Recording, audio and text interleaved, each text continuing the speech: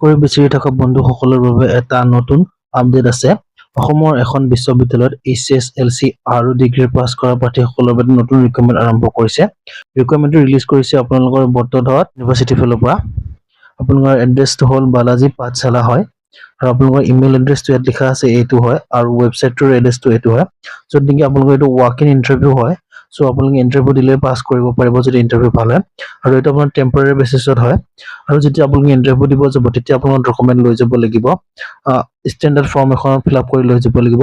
1 page আপোনালোকৰ biodata লৈ যাব লাগিব, মানে CV আৰু ফটোকপি অফ ৰিলেভেণ্ট একাডেমিক আৰু এক্সপিৰিয়েঞ্চ চাৰ্টিফিকেট যদি আছে আপোনালোকে লৈ যাব লাগিব। প্ৰথমটো পোষ্ট হ'ল আপোনালোকে MTA মাল্টিটাস্ক ষ্টাফ এছিষ্টেণ্টৰ কাৰণে হয়। এটা পোষ্ট আছে আৰু আপোনালোকৰ এডুকেশ্যন কোৱালিফিকেশ্যন বেচেলাৰ ডিগ্ৰী হ'ব লাগিব ইউনিভাৰ্চিটিৰ পৰা আৰু 6 মান্থ আপোনালোকৰ কম্পিউটাৰ চাৰ্টিফিকেট থাকিব লাগিব।